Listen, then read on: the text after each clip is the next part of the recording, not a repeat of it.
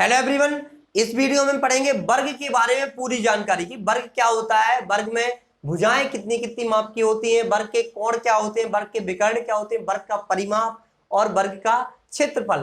तो आइए class start करने से पहले आपको बताते हैं, मेरा नाम है सत्यम नायक और हम पढ़ रहे हैं वर्ग के बारे में पूरा परिचय। तो सबसे पहले आपको पता है कि वर्ग इस तरह से बनता है। वर्ग इस तरह से बनता है, वर्ग में आयत के सभी गुण होते हैं। वर्ग में क्या होते हैं, आयत के सभी गुण होते हैं। आयत में क्या होता है, आमने सामने की भुजाएं बराबर होती हैं, तो वर्ग की तो चारों भुजाएं बराबर होती हैं। आइए स्टार्ट करते हैं। तो देखो, सबसे पहले आपको पता होना चाहिए कि वर्ग की जो चारों भुजाएं होती है ना, उनकी माप क्या होती है, बराबर होती है। अगर आपकी ये वाली भुजा, मान के चलो इसको कोई नाम दे दें, हम कोई भी नाम देते हैं, हम मान के चलो इसको नाम देते हैं हम एम एन ओ पी। आपका कोई वर्ग है एम एन ओ पी। अगर आपकी जो ओपी की भुजा का माप होगा, अगर बात करें ओपी, इसका माप पी एम, इसका माप एम एन और इसका माप एन ओ। मतलब चाहे आप वो आपकी पी ओ या ओपी भुजा हो, या आपकी पी एम भुजा हो, या एम एन भुजा हो, या एन ओ भुजा हो, सभी की माप क्या होगी, बिल्कुल बराबर होगी। क्या होगी, बिल्कुल बराबर होगी। कोई भी भुजा हो आपकी, वर्ग में कोई भी भुजा हो, सभी भुजाएं क्या होती हैं, बराबर माप की होती हैं। अगर बात करें हम कोण की, तो सभी कोण कितने होते हैं, समकोण होते हैं। सभी कोण क्या होते हैं, समकोण, मतलब 90 डिग्री होते हैं। तो मान के चलो पी कोण, जो पी पर कोण बन रहा, एक आपका एम पर कोण बन रहा, यहां पर एक कोण बन रहा और एक यहां पर, सभी की माप क्या होगी, 90 डिग्री। 90 डिग्री के होंगे चारों कोण। अगर चारों कोणों के मापों का योग पूछा जाए आपसे कि बताइए वर्ग के चारों कोणों के मापों का योग क्या होता है, तो 360 डिग्री होता है, क्योंकि सभी कोण समकोण होते हैं। ठीक है, तो इतना याद रखना कि वर्ग की सभी भुजाएं क्या होती हैं, बराबर होती हैं। वर्ग की सभी भुजाएं क्या होती हैं, बराबर माप की होती हैं। जो इसकी लंबाई होगी वही इसकी, सभी की माप बराबर होगी। और वर्ग के सभी कोण बराबर होते हैं। बराबर होने के साथ साथ सभी क्या होते हैं, समकोण होते हैं। समकोण होंगे तभी तो ठीक है। समकोण है, सभी समकोण है, मतलब सभी बराबर है। अगर बात करें हम परिमाप की कि वर्ग का परिमाप हम कैसे निकालें, तो देखिए सिंपल है।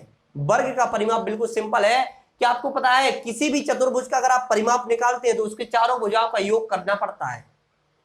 तो वर्ग भी क्या है, आपका एक चतुर्भुज है। तो यहां पर देखिए, वर्ग की सभी भुजाओं का आप योग करेंगे तो क्या आएगा, देखो ए वाली भुजा, ए वाली, ए वाली, ए वाली। अगर मान के चलो एक सेंटीमीटर, तो 1 सेंटीमीटर, 1 सेंटीमीटर, 1 सेंटीमीटर, 1 सेंटीमीटर, क्या हो जाएगा, 4 सेंटीमीटर। लेकिन आप निकालना चाहते हैं सूत्र के द्वारा, तो आइए हम भुजा इसका वर्ग का परिमाप निकालते हैं। किस तरह देखेंगे, एक सूत्र होता है, वर्ग का परिमाप बराबर, वर्ग का परिमाप बराबर क्या होता है, बताइए।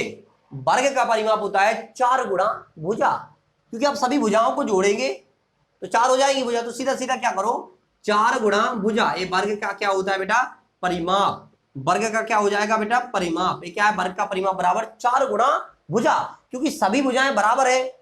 तो कोई किसी भी एक भुजा की आप मान रख लो यहां पर, उसमें 4 का गुणा कर दो, चारों भुजाओं का परिमाप निकल आएगा। या आप बोल सकते हैं, चारों भुजाओं का आपने गुणा, एक भुजा का मान रख दो, इसमें 4 का गुणा कर दो, तो चारों भुजाओं का जो आप जोड़ेंगे उसी के आधार पर आपका निकल आएगा। जो अगर आप चाहे जोड़ के निकाल लो या फिर 4 का गुणा कर दो, आपका मान उतना ही आएगा। मतलब ये वर्ग का क्या निकला, आपका परिमाप बराबर क्या होगा, 4 गुणा भुजा। वर्ग का परिमाप बराबर 4 गुणा भुजा।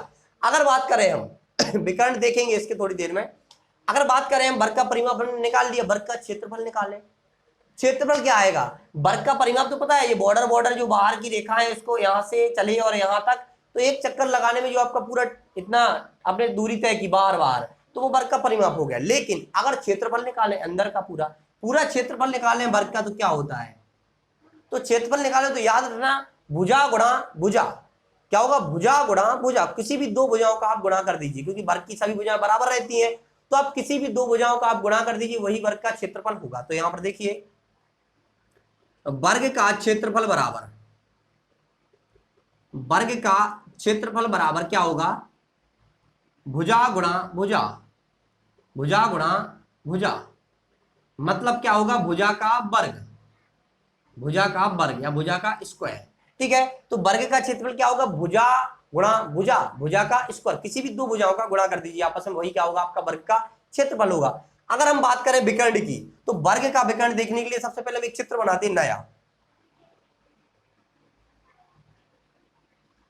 ये आपका मान के चलो वर्ग है, ठीक है। वर्ग में दो विकर्ण हो गए, जो इस शीर्ष को इस शीर्ष से मिलाएगी वो एक विकर्ण हो जाएगा आपका। इस शीर्ष से इस शीर्ष को मिलाएगा वो दूसरा विकर्ण। याद रखना वर्ग के जो विकर्ण होते हैं वो बराबर लंबाई के होते हैं। कैसे होते हैं? बराबर लंबाई के होते हैं। और वर्ग के दोनों विकर्ण एक दूसरे को देखो समकोण पर काटते हैं। यहां जब भी काटेंगे तो यहाँ 90 डिग्री बनेगा। ठीक है, अगर बात करें हम वर्ग के विकर्ण एक दूसरे को समकोण पर काटते इतना तो हो गया, लेकिन समान दो भागों में भी बांटते हैं, मतलब समद्विभाजित करते हैं। कैसे? अब मान के चलो ये वाला आपका विकर्ण है, जो ये वाला विकर्ण इस वाले विकर्ण को जो काटेगा, मान के चलो ये वाला विकर्ण आपका इस वाले विकर्ण को काट रहा, तो जो इतना लंबाई होगा उतना ही ये लंबाई होगा। मतलब ये वर्ग दो बराबर भागों में बटेगा इस बिंदु से, यहां से यहां तक की जितनी दूरी होगी वही यहां से यहां तक। वैसा ही ये वाला विकर्ण इसको काट रहा, तो इसकी यहां से जितनी दूरी होगी वही इतनी यहां से।